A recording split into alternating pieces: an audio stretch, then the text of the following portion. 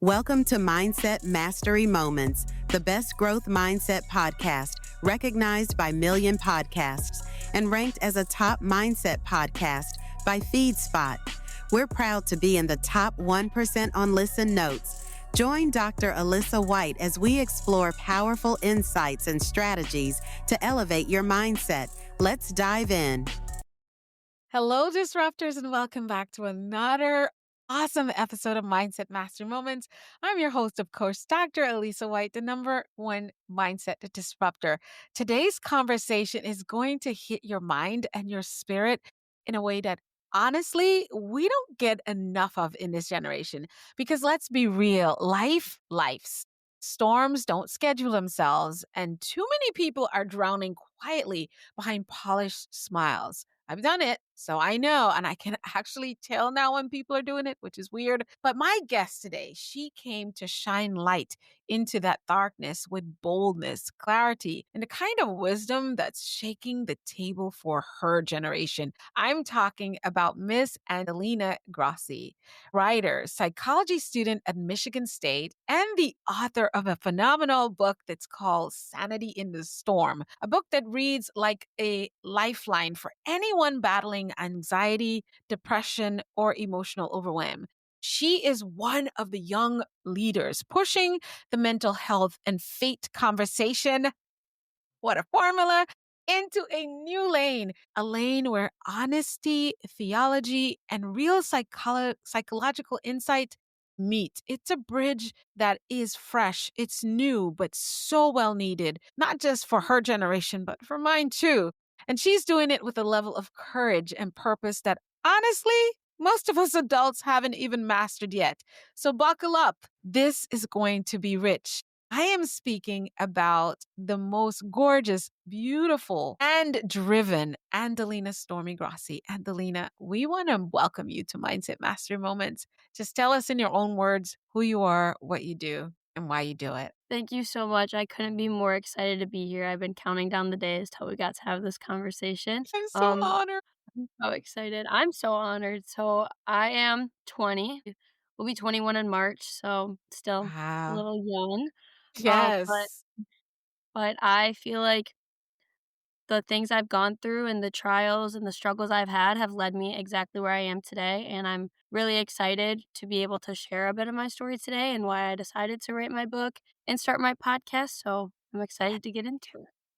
Yes, a fellow podcaster. We know podcasting is no easy work, but it's one of the most beautiful things you do. It allows so much space to grow. So congratulations on both of those accomplishments already.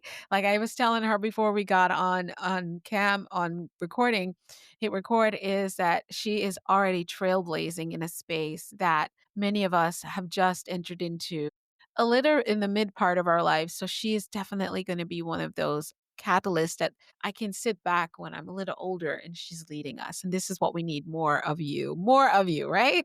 So excitedly, you're young, but you're not coming in here playing small. Your work hits real pain points that too many people avoid. So before we get into the depth of your book, talk to me a little bit about you. What cracked you open and led you to step into this calling so early?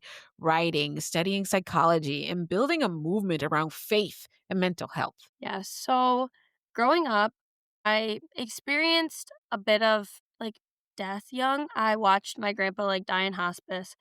And that was Mm, something that really, like, shook me as a young child, and I ended up getting diagnosed with anxiety and OCD not far after just because I was, like, constantly worried that that would happen again, or I kind of felt the weight that life isn't promised, like, tomorrow isn't guaranteed, and that was mhm. something that was really hard for a nine-year-old to sit there and kinda resonate with. Yes.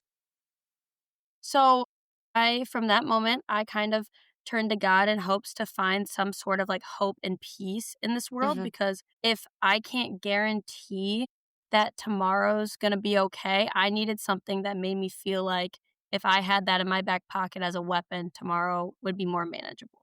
So to me, Yes. that was when I turned to faith and I really used God as a vessel to help me through the trials and tribulations. And as I grew up, Mhm. my mental health didn't go away. I wasn't something that was just washed over. Life was still lifing, like you said earlier, like, it was Yeah. so hard. I went through new seasons of trials and tribulations, more things Mhm. got added on, and when I got to college, I was, like, away from home for the first time, and I'm a big homebody. I don't like being away from my parents and my, like, siblings. I get really bad anxiety when I'm away from home, and being away from everyone was something that I'd never had to do before. I wasn't a big Mm. sleepover kid, I wasn't, like, a camp kid, like, I was always home. So, being Yes. at state was the first time I realized that my mental health was kinda turning more into a, like, depressive side than just anxiety, Yeah.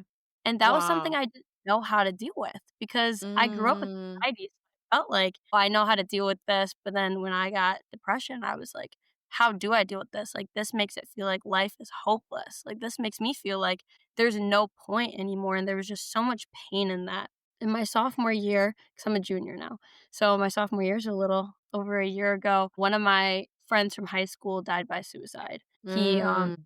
decision, and at the same time he made his, I was sitting in my roommate, who's, like, my childhood best friend's room and being like, "I don't think I can do this anymore. Like, I don't know Mm. how to navigate this. There's so much pain all the time, and nothing feels like it really matters."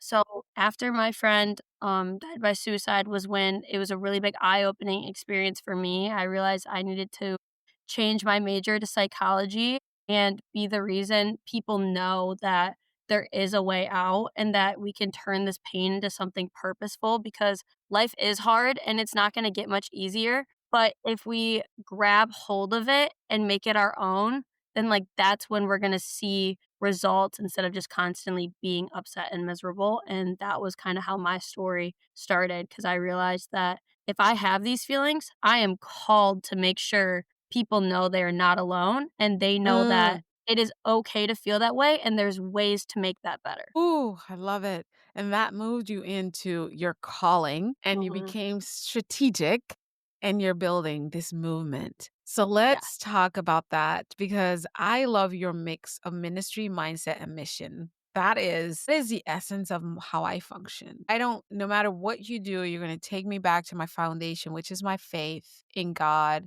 And a lot of times we blur faith, God, and religion. And again, I'm not saying not to subscribe to religion. Don't take me, but I realized that there was a time where I had to separate my faith in God from my religious practices because Mhm. my religious practices was not enough to sustain me, but my faith in God and his calling in my life would be what sustains me through the storms. And that's what would bring the strategy, the right doors, the right books, the right relationships, the right coach, the right therapist, whatever that was needed. It was my faith and my relationship with God that would be the catalyst and the foundation of my life, right? So, Amen. again, a lot of times people hear religion and they confuse that with actually the relationship, which is what is Mhm. everything. And that's where your purpose, you get into your purpose, you get clear about your mission, and then the ministry is the part of the work.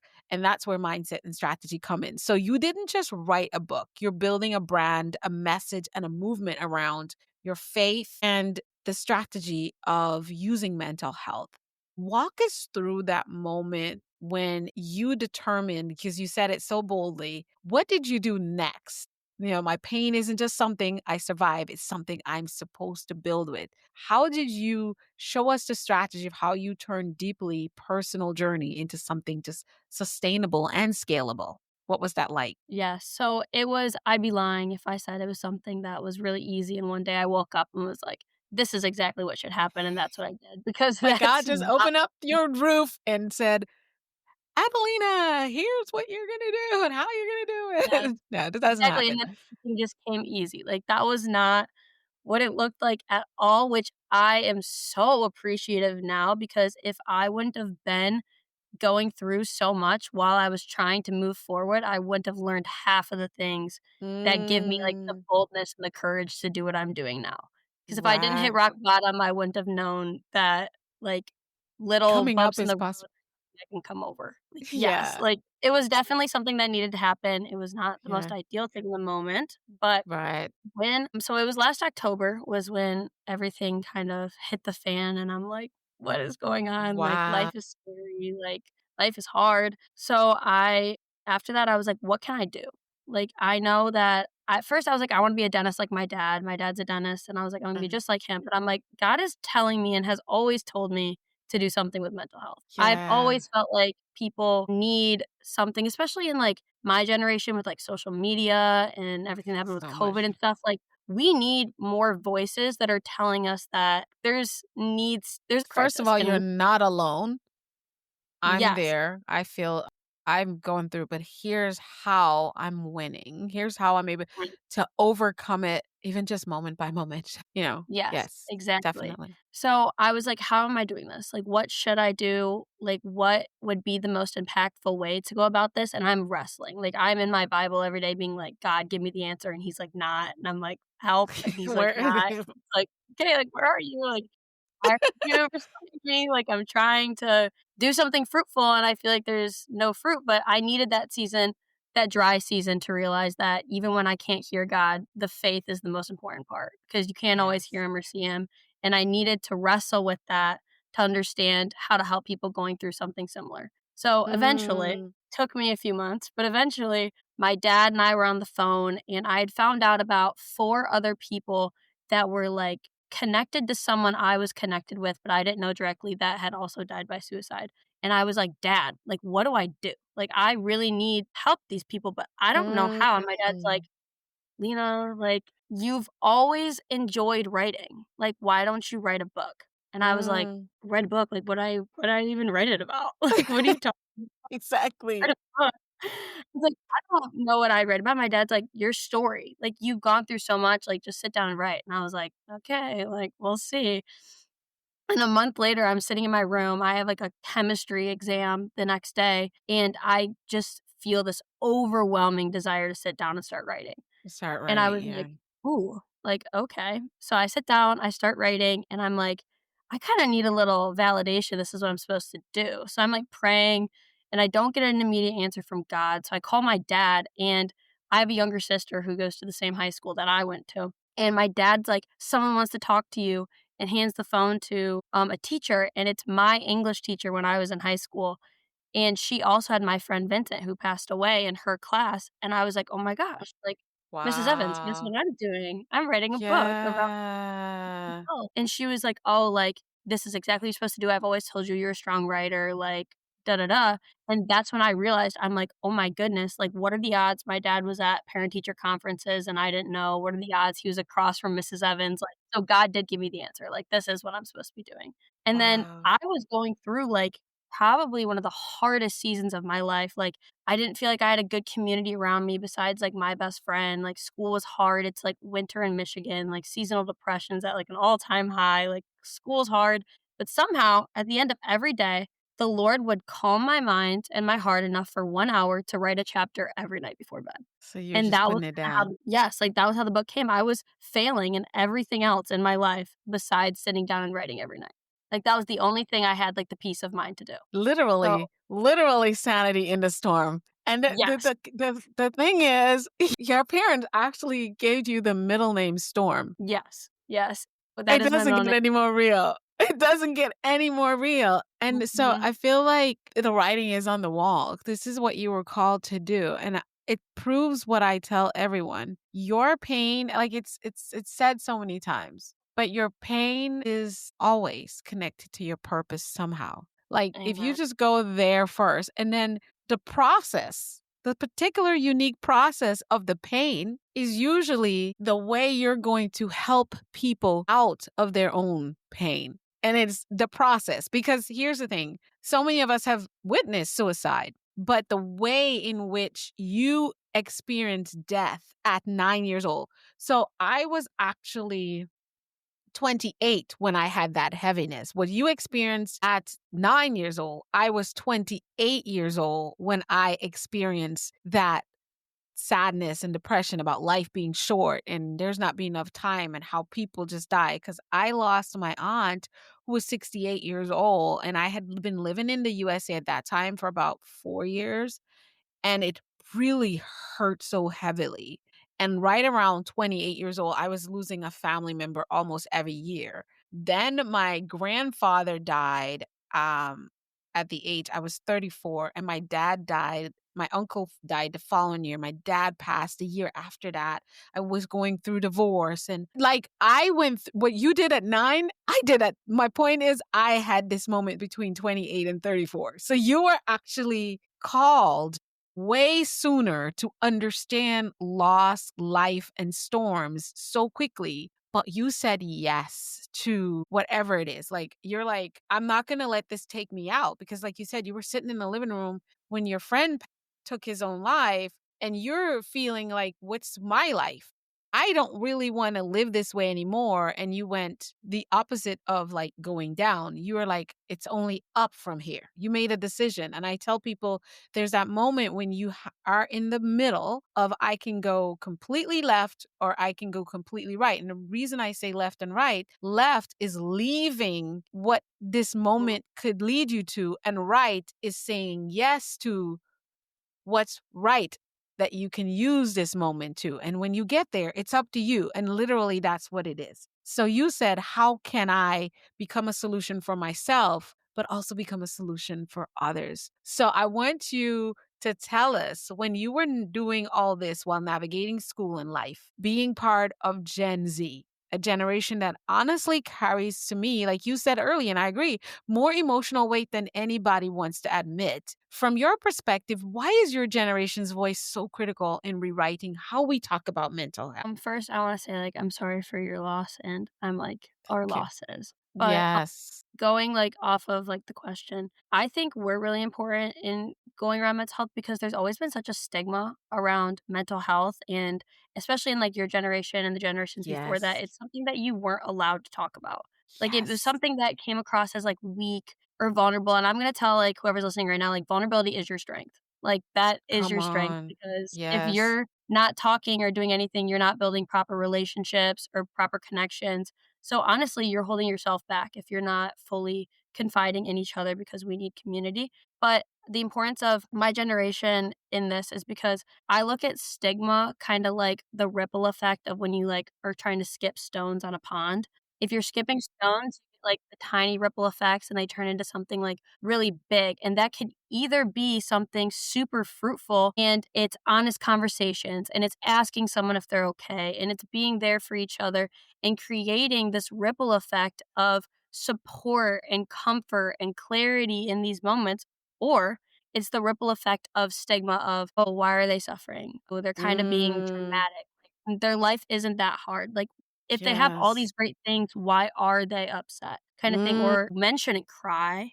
Like, mm. you're weak, like this and that. And it's up to us whether or not it's a positive or negative ripple effect. Oh, And the more yes. negative it is, the more people we lose and the more people decide to make really tough decisions that don't just impact them but impact everyone around them. One of like my like big mentors, her name's Brandy Vega. She is in charge of the Promise to Live Foundation and she told me that it was I think it's around 150 people are directed or directly impacted by one person choosing to take their life. 150 people. And that's Gosh. like and I know from Because my now experience. they're impacting all the other 150 that they're connected to. See that? So Right, we're all exactly. affected. It's such a ripple effect, like, one person makes that decision, and they don't realize in that moment how many people that's gonna hurt because in their head, no one cares. They're all alone, like, no one What? wants to make it better. So, I Yes. think my generation's role is changing the ripple effect to having it being a positive impact, and honest questions create honest answers. So, if you ask someone straight up, like, "Are you struggling? Are you thinking about making a decision you can't take back?" You're not going to place the thought in their head. Instead, you're going to create a safe space for them to come to you if they need to come to you about something. Yes. Yes. My goodness. That is so true. I agree 100% on that. So, Andelina, tell us what you end up writing in that masterpiece, and what is the message that you want all of us to hear um, in the work that is needed to stand sanely in the storm from your book, Sanity in the Storm. Yes. So, my book is it's a mix between, like, a personal testimony and, like, a self-help book, so it's basically like reading my diary a bit. Like, I've joked with, like, my family and Can't wait. friends. I didn't get to read it before, so I can't wait to get my copy. Yeah. Yes, I, like, tell everyone, I'm like, "Well, there's no secrets now, like, all the cards are on the table." I really wanted people to know that I'm not coming from just a psych student standpoint, or just someone that did their research, or just someone that's always been faithful to God. I'm coming from a place where it's like, I've been on that bathroom floor, like, I've been in the pits of my depression and Mm, self-destruction, and I found a way to manage it day to day, so you can too. So yes. there's each chapter starts with, so it's I play on the storms theme a lot because I think Yes. it's so fun that it's Yeah, I like mean, look, yeah, and you were very dealing with the metaphorical. storms. Right. Yes. So there's 5 main storms we talk about throughout the book, and it's anxiety, depression, OCD, grief, ADHD, kind of stuff like that. And there's Mm, 15 chapters, and each chapter kind of focuses on one of those 5 and expands. And each chapter has a very personal story from me mm, to start it out, to like make you yes. realize that it's like you're not alone. I felt like this. Maybe you feel exactly like this, or maybe yours is a little different, but either way, you know that like people You see a feel, part of yourself in there. right? And then there's also ways to tie it to God, like, I'm Christian, so there's a lot of Christian faith embedded throughout it. And then Mhm. there's also practical applications and psychological ways to cope with it, because I understand not everyone is Christian, and I want my Right. book to be able to help everyone. That's So, right. I want people to know that just because you don't have the same faith background as me doesn't mean that I'm not trying to help you as well. This has just worked for Yes, me. this message for yes. Her faith Yeah. is her Work- yes. Yes, But that's you our like thing. But there's also, like, coping mechanisms that could still work for you even if you don't dive into your. Believe in Jesus Christ. Yeah, exactly. Exactly. So, I want everyone to feel better, not just Christians and not just people just like me, like, I want everyone to feel better. Exactly. So, yes, and then so the big takeaway for me is, like, don't put a period where there could be a comma in your life. So, like, Mm. your story where it could continue on. And Right. another very important takeaway that, like, I've kind of been thinking about more, like, recently is because I constantly feel like I'm losing my mind. Like, I'm always like, "Oh my Mm. gosh, like, I'm losing my mind." But I want everyone to know that, like, you're not losing your mind, you're learning who you are. When you go Yes. these, like, really hard, like, situations and seasons, you're finding out who you really are, and by how you deal with these things, how you decide to Mhm. show up for yourself. In your podcast, the Empower You episode, you talk about boundaries and the difference between self-love and self-respect, and that is, like, huge for this, because if you Yes. set boundaries for yourself and you love yourself enough to, like, follow those through and to respect yourself enough to follow all that through as well, like, that is how you find out who you are. That is how you learn who you are. You're not losing your mind. You're learning Yes. how to use yourself and care for yourself the way that you have to, because if you don't love yourself and you don't respect yourself and you don't care about yourself, no one's gonna care and love them. No one's gonna get it because we teach people how to be in relationship with us. So Exactly. that's why and I blushed and I'm so honored because this is one of my earlier episodes when this whole podcast was just built for me to share my message and my own journey. And then God has allowed it to become one that I get to share with people like you. And I think I didn't have it planned and I couldn't plan it, right? And one of the things I learned is and this is why I love nature. I love that you use storms, I use tides. And so when tides come and it feels overwhelming, and I'll say it's not easy or simple to have this platform expand to where more of more conversations happen with us. That was one of the hardest things. And there were times I'm like, are you crazy? Why would you do this? But this is exactly so when you went back to that about the Empower You episodes, that's one that I live by. That episode, it was me sharing, like you did in your book, what my strategy is for getting through life and my own storms, right? So when you talk to individuals about in your book, what are some of those steps that we can follow? Let's talk to that individual young person like yourself, even mostly, that is sitting there and thinking, my life has, I don't know what my life is. I don't think anybody really cares. I think it would be best if I can stop this pain that I feel and also not be a burden to anybody else while I'm dealing with it. Speak to them right now.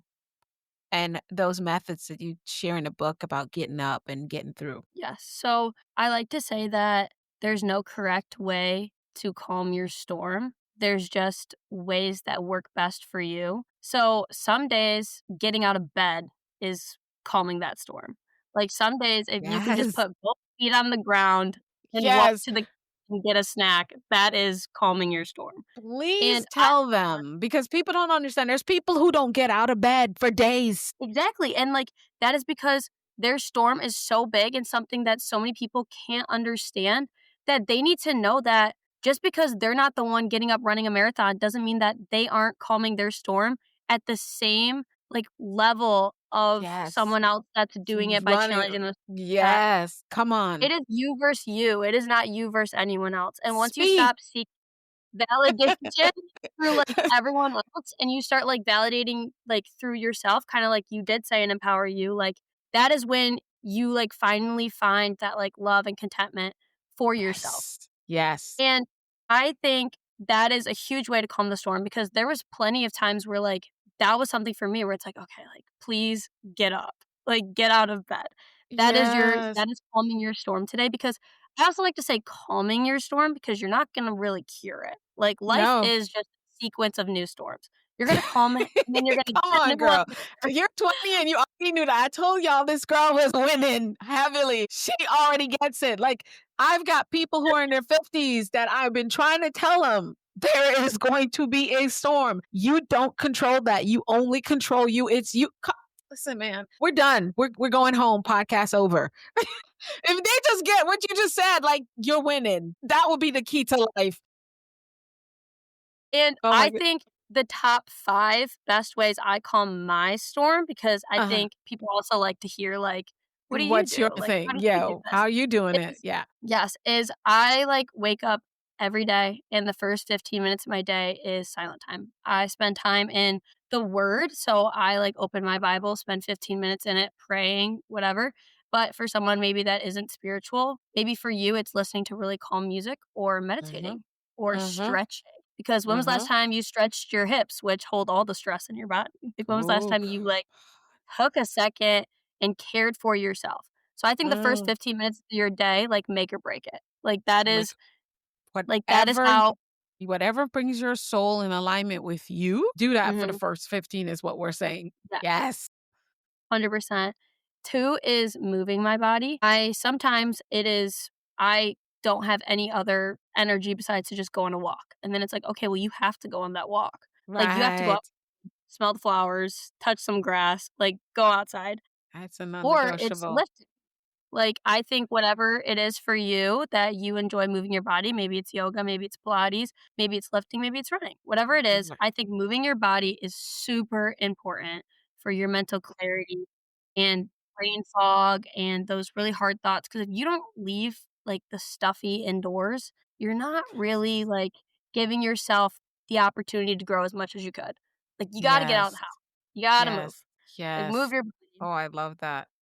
Game That's the changer. somatic healing. So, the stress and the trauma. We were just talking about this with Kelly Chase from Chase Life. She did Love is Blind. She was talking about somatic healing. Like, that's the big word, but really that's what Andelina is telling you right now is move your body because that actually releases the stress and it surges hormones that helps you feel better. Don't worry Yes. about, we can tell you the psychology, but we're not going to. I love the simplicity of your psychology, girl. Listen, keep going. Third one is pretty tricky for most people because we all love a nice sweet treat and something that makes us excited. But I have very recently, which like I can't even explain how like what wonders this has done for my mental health, but I've cut out like sugar and processed foods like altogether. Like I have fully like cleansed my palate and understood Mm, that I need to be eating to live, not living to eat. and to Like eat. eating is not Yes. I It's mean, not, and breakfast is not mandatory. Breakfast is just when you break your fast. It could be any time in the day. It's what yes, you break your fast with. Exactly, and everything is good in moderation. Like, if you want ice cream, get ice cream. Like, I'm not telling Yes. you to, like, cut out sugar forever. I'm just telling you what worked for me is Right. taking it out because it's something that would, like, make my anxiety so much worse, was, like, constantly putting things in my body that my body didn't necessarily want. So that one was Right. big for me. Like, again, enjoy your sweets in moderation, like, do what's Yeah. best for you. Fourth is community. I have spent this school year, so the last, like, Mm. 3 months, only surrounding myself with people that push me to be better and have my genuine interests at Oh, heart. mic drop. Because if we surround ourselves with people that we constantly feel like we need their validation and we need them to make us feel better about ourselves, but instead they're bringing us down, we're doing ourselves a disservice because there is people out there that genuinely care about you and want you to be better and will hold you while you cry over your deepest, darkest secrets and love you through it all. And those Oh, with because community is like it is yes. key with mental. Like Key, it it's part of your survival armor. exactly. Andelina, I say something like this. I said we need, and I guess we have Maslow's theories hierarchy, but I have my own. It's food, clothing, shelter, know that we matter, that we're seen, heard, and then fifthly, that we know why we're here and we're doing that. Yes, Those are 100%. my 5 staples for any human to live life. Not exist, but live. And right there on that 4th one is where community comes in. Your life, Jim Rohn says, your life will mirror that of the 4 or the 5 people. See, I always mess things up like that's why I don't do quotes very well. But he says your life will mirror those people you hang out with, where Yes. you're hanging out with. Yes, 100%. And your 5th one where it's like, what are you, like, kinda called to do, goes into my Mm, 5th point where it's find what sets your soul on fire. Like, find what makes you excited to wake up in the morning. Like, yes. that is, like, so big because not even just your profession or your friends or the activities, like, sometimes you know what gets me out of bed in the morning is, like, I get to drink iced coffee when I wake up tomorrow. I get to have some coffee when I wake up, like, that's getting me excited to get out of bed tomorrow. Yes.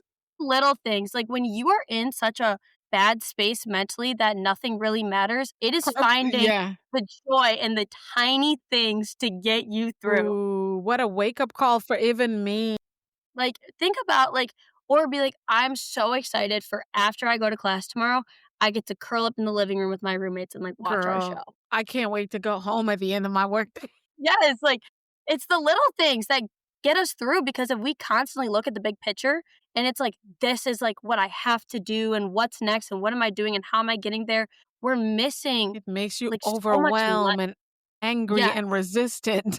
Okay, so can I just admit, Andelina, you just and I've been doing that and didn't realize it. But for mhm. you to say this out loud in this space right now really is big for me. And it's like a big like, okay, I need to do it more. Because when I think about it, because I'm responsible for a lot of things and a lot of people and a lot of processes. And I tell people I'm just a girl. And I Yes, say that meaning like there are parts of me, yeah, I'm the boss lady, the boss babe, whatever all fancy titles they have, the CEO and all that stuff. Wonderful, wonderful. But there's also Alisa, the girl. When the girl is not girling, everything could go really wrong and we could shut things down. Like we go to the point like I could just shut all this down. It's not working because the girl is not girling. And so you just took purpose and passion to the level that we need to remind ourselves, especially when we're high achievers. Like mhm. your purpose and your passion is also living and being in the joys that bring you joy. Yes, Like your 100%. purpose is not only about what you put on this earth, your mission. Your mission is different sometimes from what makes you completely happy. Like your mission is wired by your passion for Yes. life, not for your purpose, but for life. So you're just bringing me back to like what I say brass tacks level is tomorrow I get to go buy my new Apple Watch. Yes. Yes, it's like it's really the little things. It's the little things that get us through sometimes. Tomorrow is my cheat day. I'm having ice cream and Mhm. chocolate chips on top. If that's what it is, and really get excited about that. Exactly, or sometimes, like especially, like, Michigan's really cold in the winter. Sometimes getting me out of bed is, like, thinking about the fact that at 10 PM, I get to get back in bed. and D&D is already on the phone, like, automatically at 10 PM. The Sometimes it's joy. like, well, all I have to do is get through this day, and then I just get to go back to bed. My gosh, girl, that is so freeing. Did y'all hear that? This is why Gen Zs and whatever, I don't even know what generation, we need to get together more because I feel like while I will be able to say, here, Andelina, here's how you plot and plan your purpose into a mission that works for you. You're able to say, but here, Alisa, here's how you can continue to enjoy life and fuel your purpose and your mission. And these conversations are not happening enough. So I have this vision I will share with you and our listeners and viewers that my vision is to bring, like, I want to have young people like yourself go to nursing homes and hang out for a couple hours. That's Those so are good. people who are at the end of their life sharing some of their lessons and conversation with what it looks like. And you'll be like, oh, these are things I don't want to do. I don't want to feel this way when I'm 69, when I'm 90. God, because I believe that your generation will live longer than our generations because of the things that are available to us now. So I want those conversations because we can learn. And then the middle-aged people, like we bust in and we spend a day with people who are working, who are very successful CEOs in corporate spaces, with people who are doing things we love that we think we want to do. And then we're like, oh, I don't want to be an architect. Like that stuff sucks. Like, where's the joy? I like the work, but I don't like this process. And so now you get to figure out early, how do I become an architect without becoming, like feeling like it's a chore, So these are conversations so needed. Keep going. I'm just telling you, you're lighting my soul on fire right now.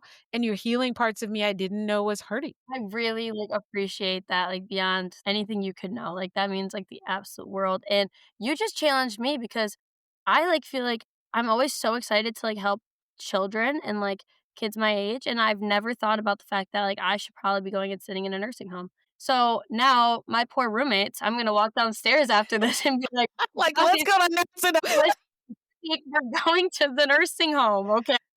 There are lessons there that you don't. Everything. Let me tell you, that's been my journey because I was I say I grew up old young, meaning I was young. I was your age when I was 9, and that's why it would impact me. I was 9 and I was at Bible study and I was as women's, what do they call it? Wesleyan women something. But it was the women, and they were all older women. And I was like 9, and my grandma took me to women's group, and I would be listening to them. And that's kind of where I learned that they gossip so much. I'm like, women suck. And I think I made that imprint in my mind very early that women suck. Like, they would laugh with each other and then they'll talk poorly about each other behind their back. So in my mind, I had to work on that limitation at some point in my life and heal that, because hearing them gossip didn't do a good thing with me, but also watching them be women in the community that serve the community, serve the church, serve their husbands, serve their families, and still had a village of women behind them was another thing that I learned. So there were the negatives and the positives of what I don't want and what I don't like. And at some point I had to heal because some of it was too traumatic for a young girl. And I'd be like, okay, those are limiting beliefs you created because of what you saw. But here's the good things you saw that you want to bring to this part of your life. And I value the intergenerational connection. I Yeah. feel that's where wisdom and strength is really, really reaffirmed in our life. So yeah, let me know how that goes. Yeah, I'm, like, very excited about it now. I'm like, yeah, like, Christmas break, like, I'm gonna go downstairs, my roommates, like, have no idea what's coming when I get off the Please call. let me know and record it, share videos. You have my cell phone number, so you got to send me Yes, like, I here's what's will let happening. you This is know. what happened. And I would love to share it. Maybe we'll have another, not maybe, well, you will come back to the podcast, but we can come talk about it and what you guys learn. And I maybe would some of love your that. friends will join you as well.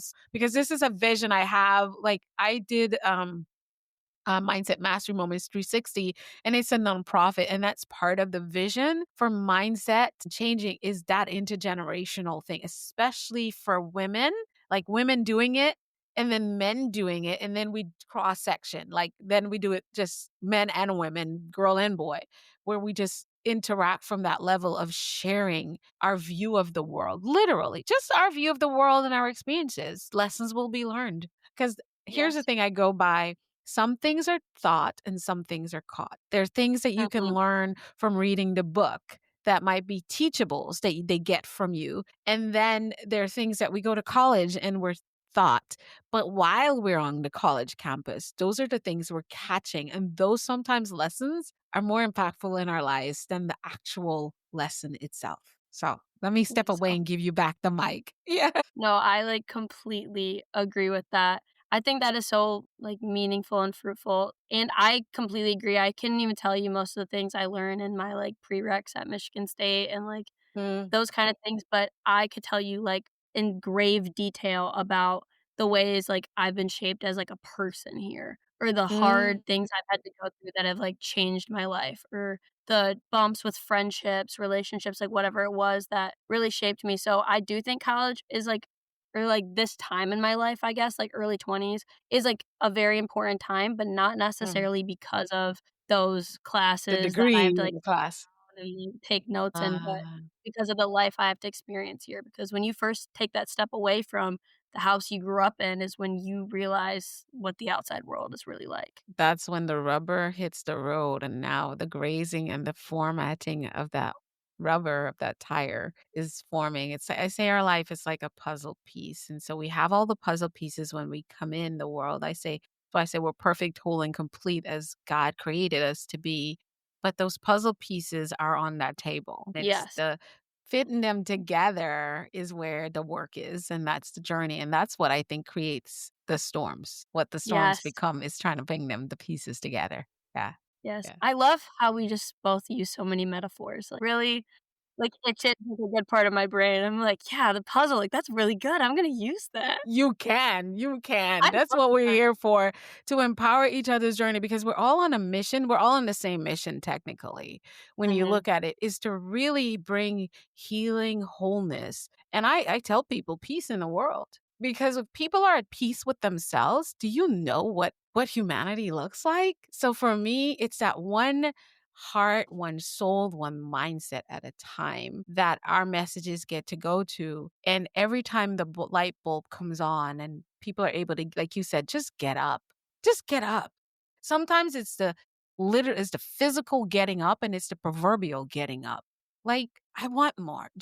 That spark of like, I want more than this being told I'm someone with ADHD, being told that I have Hashimoto's disease and that my life now evolves around this because now I know what's been happening in my body. Look, I was born with Hashimoto's disease. And when they Oh, gave me my diagnosis, they told me, oh, you're probably going to have to be in a wheelchair a year from now. And I'm like, heck no. What will who? I will find a way to beat this thing. Like a lot of people, and let's say people have been diagnosed with cancer, and it's like, do I get chemo and all that stuff? But then there are these diagnoses like ADHD or an autoimmune disease that you have to quote unquote live with. And I say, I don't have to live with this thing. This thing has to live with me. yes, that's so powerful, and Think about the honestly, switch in yes. perspection when you say it that way. Yes, and I honestly, like, really appreciate you bringing that up, and it's, like, almost kinda, like, crazy that you did bring that up because I just recently found out the last, like, 2 months that I have, like, lupus, and it was, like, a diagnosis I've been, like,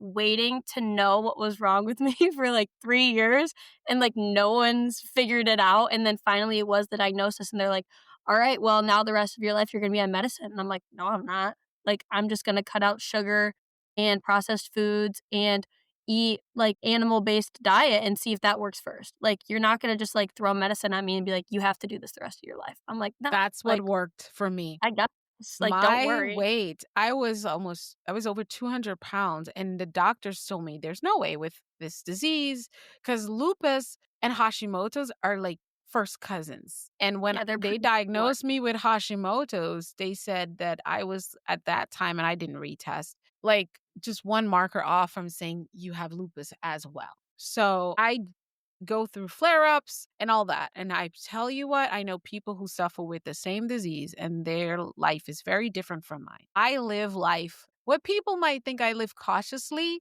I live life on the edge. Trust me. The fact that I am even sitting here talking to you for most people with the disease don't do this on the weekends. They are sitting but that's why I said Hashimoto's has to live with me because I'm in charge. Hashimoto's is not in charge. Lupus is not in charge of Andelina. No, it's not. it gets like, okay, you can be all lupusy today because I'm gonna be in my bed curled up. So you can be lupusy if you want. But tomorrow I'm getting up and I have a Mhm. podcast interview. I'm going to be at these old folks' home down the street. Like, listen up here, lupus. I got stuff to do. So you need to be on your chill. Like, you get one day to be lupus, but tomorrow it's gonna be Andelina, and you could be lupus somewhere else in here. That's my approach. And so, yes, I observe the diet, my exercise routines. I know for me, it's better for me to not exercise and lift weights and just walk this week because I'm going through a flare up and exercise would be more damaging to me. I figured out what I can eat and what I can't eat, and I retested it to make sure I'm like, yep, you cannot do cheese. That's a trigger. That puts you. So when I Yeah. start doing that, I'm like, that's how come I'm in control and Hashimoto's has to live with me. I don't live with it. So No, that's, like God is so cool that, like, we, like, had this podcast and, like, figured we that figured this out together. So it is listen to me. so cool to hear you say that because I just found out, like, Wow. it's, like well, they did, like, a blood test between, like, lupus and 2 others, and all my symptoms align with lupus, so I still have to get, like, the actual blood work back, but they're like, Yeah, "Yeah, like, because it's met hard to catch it now." too. Because it depends. You kind of have to be in a flare up for Yes, them I to have to peak catch it. during a certain portion, but yeah, they're like, "You have one of these 3 autoimmune diseases," and then it was, like, lupus and 2 others, and all my symptoms align with lupus, and I was like, "Doesn't matter which one it is because I'm gonna change, I like, made a my diet and the decision. way I work out and, like, take care of my body first and see if that works because I'm not just gonna take the diagnosis and let it win." Like, we have Exactly. to keep persevering. I remember them putting the medications in front of me, and I was like, side effects? This looks worse than the actual disease. Yes. Yeah, they do. They I do look can't worse. do this. Where's the diet? It's funny because one of the first diets I found, I'm interviewing the woman who wrote the book, and it's like 9 years later. And what I'm like, when I was doing her, I'm like, this is the book that she had like a free download for you to eat according to your autoimmune diseases. And I'm like, 9 years later, I get to meet her. What are the odds? And I get to help spread the message. Lord, you couldn't pick any better. And that's what I say. Like, look at a Sanity in the Storm, and your parents already named you Storm when you would be born. They did not know you were going to write a best-selling book. And I say a best-selling book. I don't care. It is a best-selling book no matter where it's at in the journey because it is. It's going to be one of the books that's a catalyst for change in how young people think. Then grown-ups like us would realize what kind of work we need to put in to support your generation in walking through their spiritual journey and their mental health. Like the two, especially for us believers and in the church, hello, I'm speaking to us. We need to embrace the tools that the mental health world gave us way more than we are because it's also part of God's design when he said, I wish for above all things that you prosper. All of it Amen. is for our good. So we get to Amen. use it because he's already given us the answer. It's not him opening the sky. I do believe in the laying on of hands, but it doesn't end there. There's the work. Faith without works is dead for a reason. The works is the tool of mental health when it comes to mental health. And us believers need to let go of that stigma. And I am sure that that is something, Adelina, that you are facing head on. So just before we go into wrapping up,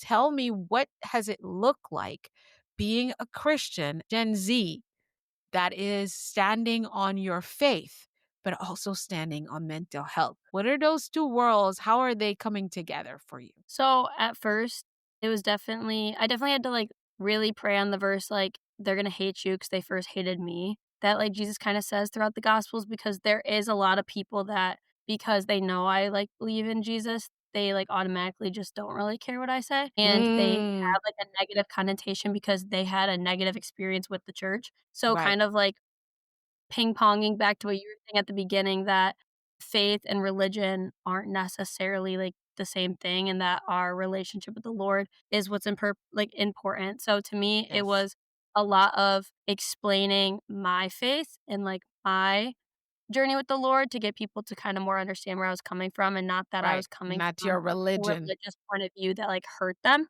Mm-hmm. But I've also, like, by the grace of God, had so many people that do have a faith background and that do also have, like, a background in whether it's business or are an author or have a podcast that have crossed paths with me, that have catapulted me to where I am today, that have pushed me and encouraged me to be better and told me to use my voice. My father included, like he's a businessman and a faith-based Just entrepreneur, so he's yes, been very good at like, "You got it, like, do it." So it's been yes. very interesting, but also I really like coming at it from the viewpoint because some of my family isn't religious, so it's really good for me to, like, talk to them about how they would want me to approach them in, like, this Mhm, way about, like, the book and about mental health.